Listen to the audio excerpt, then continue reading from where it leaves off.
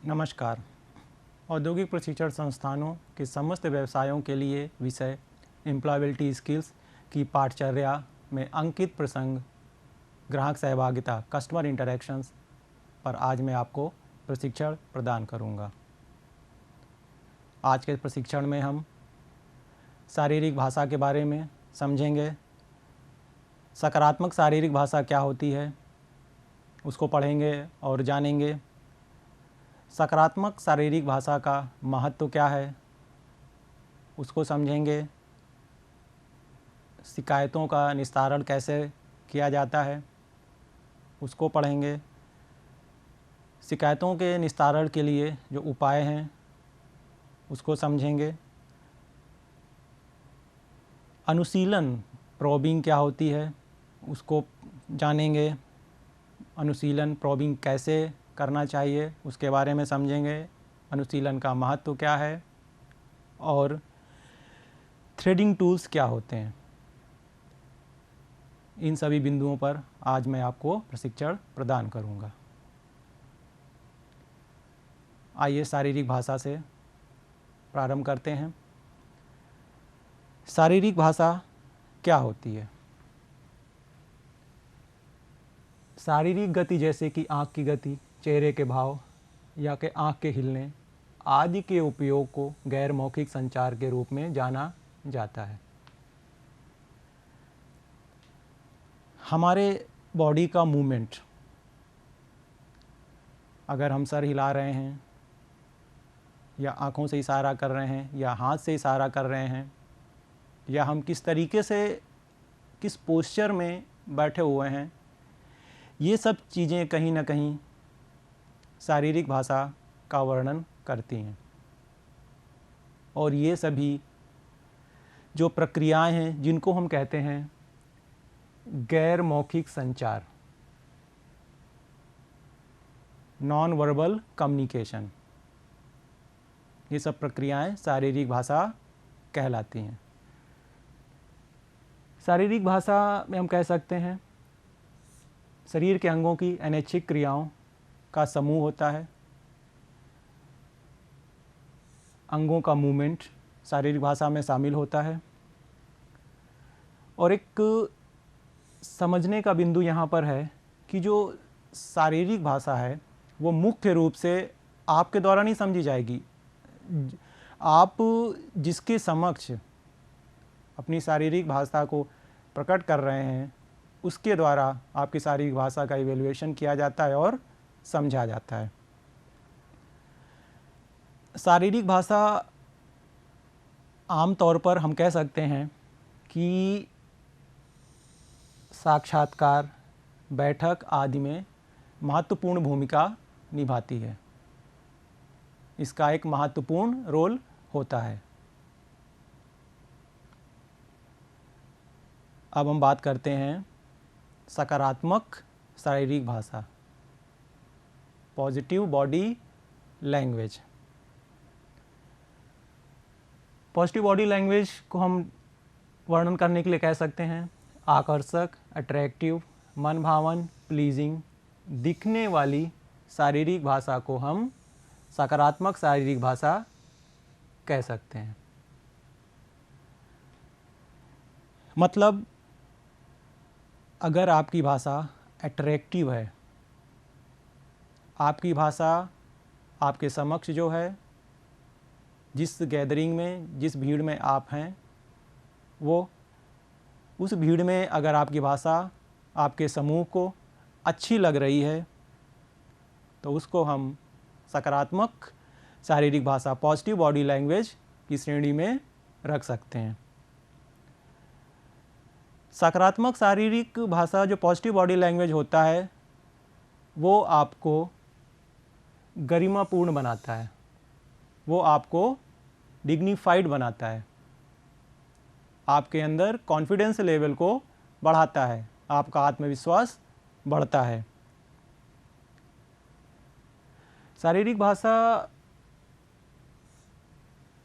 जब पॉजिटिव होती है, जब सकारात्मक होती है, तो जब आप किसी से बातचीत करते हैं तो आपका कॉन्फिडेंस लेवल हाई होता है, आपका मोरल अप होता है और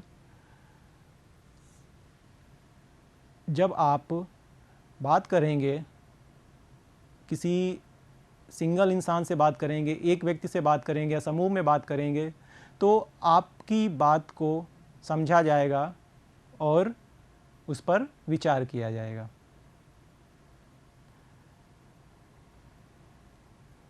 पॉजिटिव बॉडी लैंग्वेज में हम कह सकते हैं मेंटेन आई कांटेक्ट। जब आप किसी से बात करते हैं और अगर आंख मिलाकर बात करते हैं, आई कांटेक्ट के साथ बात करते हैं, तो आपको ये महसूस होता है और सामने वाले को भी ये महसूस होता है कि आप एक कॉन्फिडेंस के साथ बात कर रहे हैं। अगला बिंदु है शारीरिक भाषा में स्माइल। अगर आप किसी से बातचीत कर रहे हैं, आप संवाद कर रहे हैं, एक मंद मुस्कान के साथ, एक नॉर्मल स्माइल के साथ आप बात करते हैं। Pay attention. जब आप किसी संवाद करते हैं तो अगर उसकी बात पर आप अटेंशन दे रहे हैं, उसकी बात को केंद्रित होकर सुन रहे हैं, तो वो भी एक वो शारीरिक भाषा का, जो पॉजिटिव शारीरिक भाषा होती है, उसका एक पार्ट होता है। अगला है शेक हैंड फॉर्मली। आप किसी से मिलते हैं तो एक हाथ मिलाने का जो हमारा तरीका होता है, वो भी हमारी शारीरिक भाषा को डिफाइन करता है। अगला है वॉक अपराइट। अगर आप किसी से टहलते हुए बात कर रहे हैं, टहलते हुए संवाद कर रहे हैं, तो आपका जो चलने का तरीका है, चलने का जो पोस्चर है, वो भी इस चीज़ को डिफाइन करता है।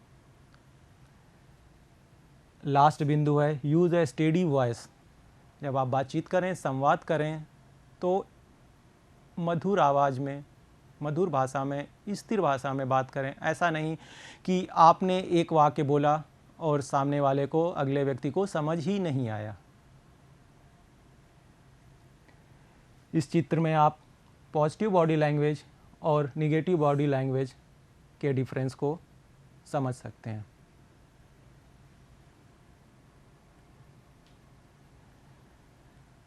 आइए अब सकारात्मक शारीरिक भाषा के विशेषताओं के बारे में समझते हैं। सकारात्मक शारीरिक भाषा बनाए रखकर व्यक्ति जो रिलेशंस होते हैं उनका विकास कर सकता है, रिलेशंस को स्थायी रख सकता है। यहाँ पर अगर हम उदाहरण देते हैं कि अगर आपकी बॉडी लैंग्वेज पॉजिटिव है और आप अगर किसी से इंटरेक्ट होते हैं, किसी से आप मिलते हैं, तो जो सकारात्मक भाषा के पहलू हैं, वो पहलू आपके पोस्चर में, आपके बॉडी लैंग्वेज में दिखाई देंगे। और पॉजिटिविटी जब आपके अंदर होगी, आपके बॉडी लैंग्वेज में जब पॉजिटिविटी होगी, तो कहीं ना कहीं से लोग आपसे जुड़ेंगे, रिलेशंस स्ट्रांग होंगे। मुखर व्यवहार। जब आपकी बॉडी लैंग्वेज पॉजिटिव होगी, आपका व्यवहार मुखर होगा। अगला बिंदु है सकारात्मक शारीरिक भाषा को शामिल करके व्यक्ति आत्मविश्वासी बनता है। पॉजिटिव बॉडी लैंग्वेज आपके अंदर कॉन्फिडेंस लेवल को बढ़ाती है, आपका आत्मविश्वास बढ़ता है। और जब आपका आत्मविश्वास बढ़ता है तो कहीं ना कहीं से आप किसी भी क्षेत्र में जब आप जाते हैं तो आपका कार्य सफलतापूर्वक पूरा होता है। अगला बिंदु है सकारात्मक शारीरिक भाषा के मुखर व्यवहार को बहुत से लोग पसंद करते हैं। जो पॉजिटिव बॉडी लैंग्वेज होती है, आपका अगर किसी से इंटरेक्शन होता है और आपकी अगर बॉडी लैंग्वेज सकारात्मक है, पॉजिटिव है, तो लोग आपको, सामने वाला, जिस समूह में आप हैं, वो समूह, वो व्यक्ति आपको पसंद करेगा। क्योंकि हर इंसान और समूह पॉजिटिविटी चाहता है। इसलिए पॉजिटिव बॉडी लैंग्वेज को पसंद किया जाता है। लास्ट बिंदु है हमारा अच्छी शारीरिक भाषा दैनिक गतिविधियों में और दैनिक गतिविधियों को बनाए रखने में एक महत्वपूर्ण भूमिका निभाती है। आइए शारीरिक भाषा के महत्व को समझते हैं। देखिए, कारपोरेट दुनिया में शारीरिक भाषा की महत्वपूर्ण भूमिका है। हम कह सकते हैं कार्य शब्दों से अधिक प्रभावी होता है। Action speaks louder than words.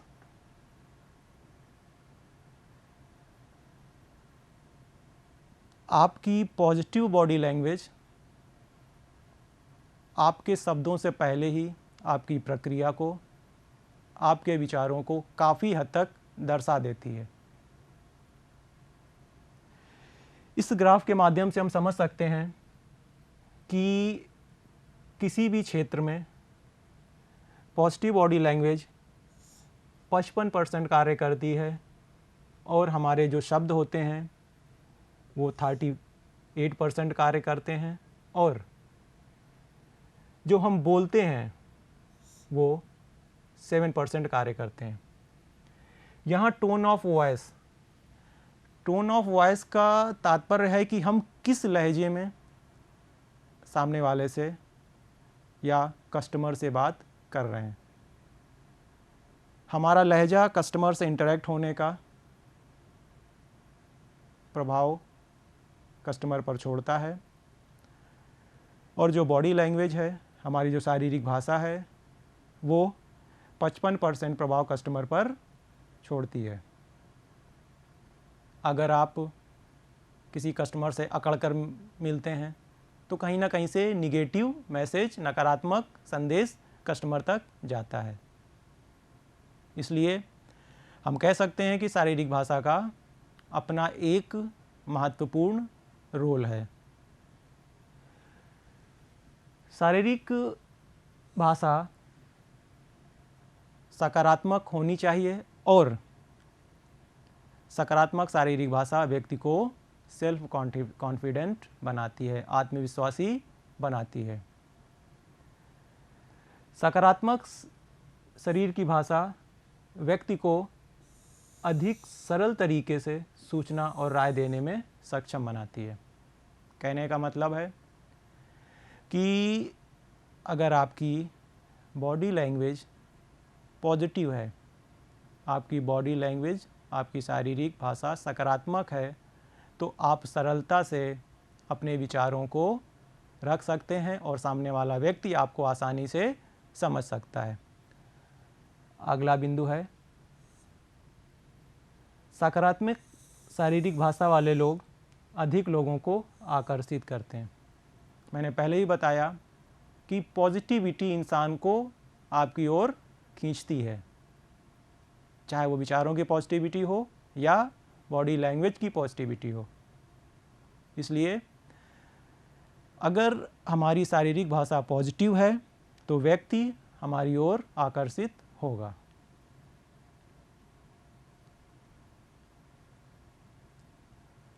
अब हम बात करते हैं सकारात्मक दृष्टिकोण,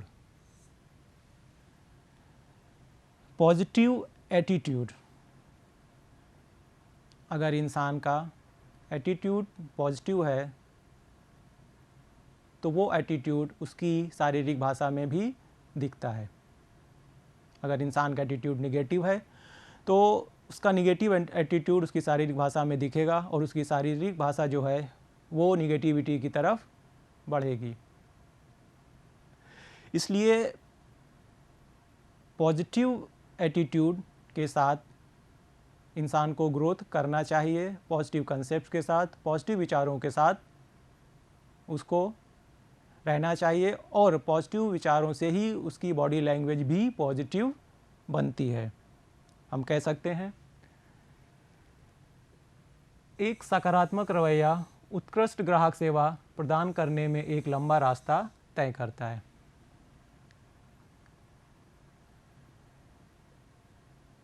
अगर हमारा बॉडी लैंग्वेज, हमारे विचार, हमारा कंसेप्ट पॉजिटिव है, तो एक पॉजिटिव वे में जब हम कस्टमर से इंटरेक्ट होंगे, कस्टमर से मिलेंगे, तो वो जो हमारा इम्प्रेशन होता है, जो हमारा, जिसको हम कहते हैं फर्स्ट इम्प्रेशन हमारा जो है, वो कस्टमर को हमारे साथ जुड़ने के लिए बाध्य कर देता है।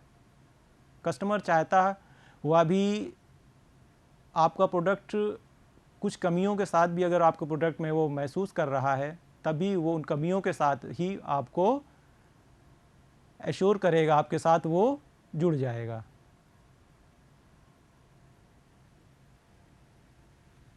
अगला हम बात करते हैं सही रवैया नकारात्मक ग्राहक अनुभवों को सकारात्मक ग्राहक अनुभवों में बदलता है।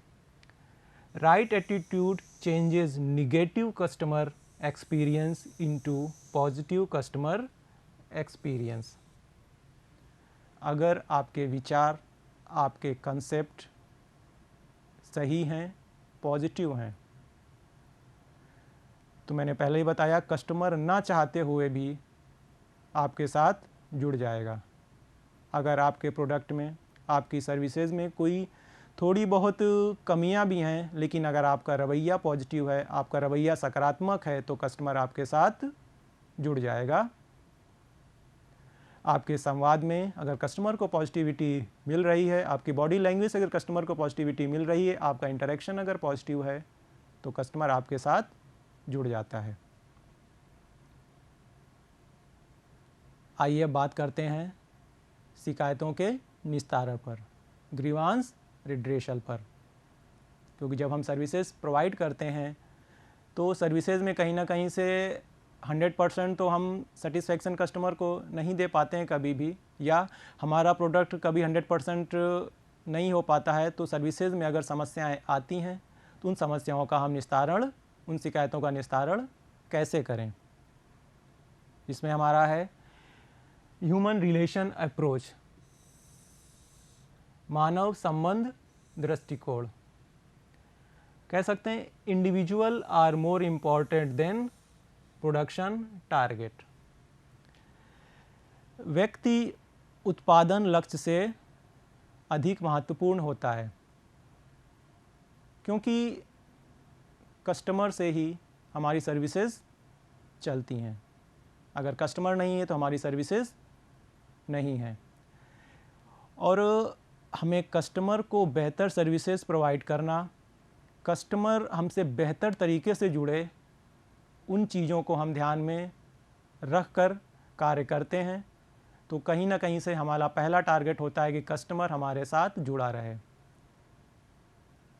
और हमारा प्रोडक्शन सेकेंड टारगेट होता है, क्योंकि प्रोडक्शन और जो हमारी सर्विसेज हैं कस्टमर से ही हैं वो। इसलिए कुछ बिंदुओं पर हम यहाँ पर प्रकाश डालेंगे मानव दृष्टिकोण में, जैसे open door and step ladder approach. Customer की शिकायतों का निस्तारण, निराकरण होना चाहिए, ये कस्टमर चाहता है। अगर किन्हीं कारणों से लोअर मैनेजमेंट से या मिडिल मैनेजमेंट से कस्टमर की समस्याओं का निस्तारण नहीं हो रहा है, तो ओपन डोर पॉलिसी कस्टमर को प्रोवाइड करती है कि अपनी शिकायत को हायर लेवल, हायर मैनेजमेंट से डिस्कस करके हायर मैनेजमेंट तक पहुंचाए, और जहां से उसकी समस्या का निराकरण किया जाएगा। आइए अब शिकायतों के निपटाने के उपाय, शिकायतें किस तरह से निपटती हैं और किस तरह से निपटाई जाती हैं, शिकायतों का किस तरह से निराकरण किया जाता है, उसके बारे में समझते हैं। नंबर 1 है खुले दिमाग से सुनें। कस्टमर जब आपके पास अपनी समस्या को लेकर आता है तो आपका यह दायित्व होता है, कस्टमर रिप्रेजेंटेटिव का यह दायित्व होता है कि वो उसकी समस्या को खुले दिमाग से सुने। ऐसा नहीं है कि आपने थोड़ी बात को कस्टमर के सुना, फिर आपने बीच में इंटरफेरेंस किया, पहले आप कस्टमर की पूरी समस्या को सुन लें और अपने बिना किसी अप्रोच के, जब आप उसकी समस्या को खुले दिमाग से, ओपन माइंड से सुन लेंगे, तब आप उसकी समस्या के बारे में समझेंगे और उसके निराकरण की ओर बढ़ेंगे। अगला बिंदु है समस्या को वापस दोहराएं। जब आपने समस्या को सुन लिया है तो यह आपका दायित्व होता है कि उस समस्या को आप रिपीट करें, कस्टमर के सामने उसको आप दोहराएं, जिससे कस्टमर ये एश्योर हो जाए कि आपने उसकी समस्या को समझ लिया है और उसको ये महसूस हो कि जब आपने समस्या को समझ लिया है तो कहीं ना कहीं से उसकी समस्या का निराकरण हो जाएगा। अगला बिंदु है समस्या के निराकरण का आश्वासन दें। आप कस्टमर को एश्योर करें, कस्टमर को आश्वासन दें और आपकी प्रतिक्रियाओं से कस्टमर को ऐसा महसूस हो कि आपकी समस्या का निराकरण संभव है और आपकी समस्या का निराकरण जल्द से जल्द कर दिया जाएगा।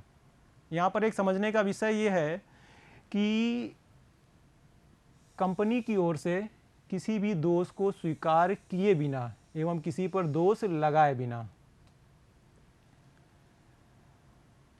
ये बहुत ही अहम बिंदु है जिसमें हम कह सकते हैं कि जब कस्टमर आपसे समस्या बताता है तो आपका पहला दायित्व ये होता है कि आप उस प्रोडक्ट को लेकर, उस सर्विसेज को लेकर ना ही कंपनी का दोष दें और ना ही किसी के का उत्तरदायित्व उस पर रखें कि उसके वजह से इस प्रोडक्ट में, आपकी सर्विसेज में ये समस्या आई है। अगला है तुरंत पालन करें, फॉलो अप। समस्या के निराकरण की जो प्रक्रियाएं हैं उनको तुरंत आप फॉलो अप करें और उसको आगे लेकर, अगर आपके स्तर से पूर्ण नहीं होता है तो उसको अपने उच्च अधिकारियों तक ले जाकर उस समस्या का निराकरण करें। कस्टमर की समस्याओं को खुलेपन से समझें, सहानुभूति दिखाएं और उनकी शिकायतों की आलोचना किए बिना उस पर कार्य करें। अगला बिंदु आता है अनुशीलन, प्रोबिंग। प्रोबिंग एक प्रकार से जांच की, हम कह सकते हैं, एक कार्रवाई या ग्राहकों की ज़रूरतों का सही कारण जानने का उद्देश्य है। सही कारण जानने की एक प्रक्रिया है जिसे हम कह सकते हैं सवाल पूछने की प्रक्रिया। आप लोगों ने sir Thomas Edison, sir Isaac Newton, महान वैज्ञानिक थे, उनके बारे में सुना होगा। और आप जानते हैं कि जो हम थॉमस एडिसन थे, महान वैज्ञानिक, वो सवाल बहुत करते थे, क्यों हुआ, कैसे हुआ। तो ये जो सवाल की प्रक्रिया है इसे हम कहते हैं प्रोबिंग, और सवाल से ही हमें जवाब मिलते हैं। जो क्यूरियोसिटी होती है जानने की, वो सवालों के माध्यम से ही हम उसको पूर्ण कर सकते हैं। देखते हैं प्रोबिंग की आवश्यकता क्यों है। प्रोबिंग ग्राहक की जानकारी इकट्ठा करने के लिए आवश्यक है। अपने ग्राहकों की ज़रूरतों को आप समझ सकते हैं प्रोबिंग के माध्यम से। अपने ग्राहकों की छिपी हुई ज़रूरतों को और उनकी आवश्यकताओं को आप समझ सकते हैं। कभी कभी ग्राहक अपनी आवश्यकताओं को नहीं समझा सकता है, बता सकता है, परंतु प्रोबिंग तकनीक से, आपके सवालों से वो उसकी जो समस्याएं होती हैं, उसकी जो ज़रूरतें होती हैं, आप समझ लेते हैं, बातचीत पर नियंत्रण हासिल कर सकते हैं।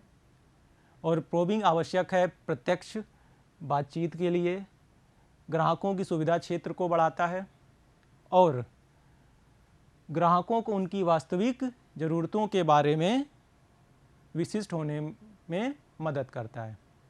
उनकी जो स्पेसिफिक रिक्वायरमेंट्स है उसमें वो मदद करता है। अब आता है प्रोबिंग कैसे करें। निम्न बिंदुओं को ध्यान में रख के आप अनुशीलन प्रोबिंग कर सकते हैं। नंबर 1 है ग्राहकों के लिए सही तरीके की जांच करें।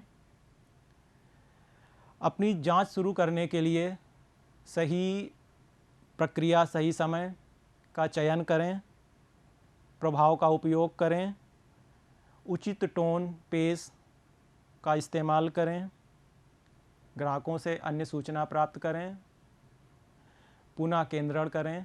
कोई समस्या अगर है, आपको नहीं समझ आ रहा है, एक बार फिर से उसको पहले स्टेप से जाएं और पुनः प्रेशर करें। इन बिंदुओं के द्वारा आप अनुशीलन का कार्य बखूबी निभा सकते हैं। अनुशीलन का महत्व। अनुशीलन जांच प्रक्रिया का एक कार्य है। अनुशीलन एक जांच प्रक्रिया के अंतर्गत एक बिंदु है जिसमें हम कह सकते हैं कि ओपन एंडेड प्रोबिंग और क्लोज एंडेड प्रोबिंग, ये दो प्रक्रियाएं हैं अनुशीलन की। ओपन एंडेड प्रोबिंग बातचीत को बड़ा करने के लिए, जैसे आपने किसी से सवाल किया कि आपके परिवार के बारे में बताइए। जब परिवार के बारे में बताएगा तो विस्तृत आपको बताएगा। अगर उसी सवाल को आप क्लोज एंडेड प्रोबिंग में कहते हैं कि आपके परिवार में कितने लोग हैं, तो वो परिवार की संख्या बता देगा, अधिक से अधिक परिवार के सदस्यों का नाम बता देगा। तो आवश्यकता के अनुसार प्रोबिंग की इन विधियों को इस्तेमाल किया जा सकता है। प्रोबिंग में कुछ थ्रेडिंग टूल्स हैं जिनके द्वारा आप प्रोबिंग की प्रक्रिया को पूर्ण करते हैं, जैसे क्यों, कैसे, किसका, कहाँ और क्या। इन थ्रेडिंग टूल्स के माध्यम से आप 99% प्रोबिंग की प्रक्रिया को पूर्ण कर लेते हैं। हम कह सकते हैं वाई, हाउ, व्हेन, वेयर और हु। ये जो प्रोबिंग के टूल्स हैं, थ्रेडिंग टूल्स, जिनकी सहायता से हम प्रोबिंग की प्रक्रिया को पूर्ण करते हैं। आज के इस प्रसंग में मैंने आपको शारीरिक भाषा के बारे में समझाया। सकारात्मक शारीरिक भाषा क्या होती है, सकारात्मक शारीरिक भाषा का महत्व के बारे में बताया, शिकायतों का निस्तारण कैसे करते हैं उसके बारे में बताया, अनुशीलन क्या होता है, अनुशीलन में थ्रेडिंग टूल्स क्या होते हैं उनके बारे में बताया, और अनुशीलन का महत्व क्या होता है उसके बारे में आज मैंने आपको प्रशिक्षण प्रदान किया। आज का प्रसंग मैंने विभिन्न स्रोतों से संकलित किया है, विकिपीडिया से, vendhq.com वेबसाइट से लिया है और wisdomjobs.com से, और छायाचित्र मैंने गूगल की सहायता से संकलित किए हैं। आज का प्रशिक्षण कस्टमर इंटरैक्शन के बारे में मैंने आपको बताया और समझाया। आशा है आपको यह प्रशिक्षण भविष्य के लिए मददगार साबित होगा। धन्यवाद।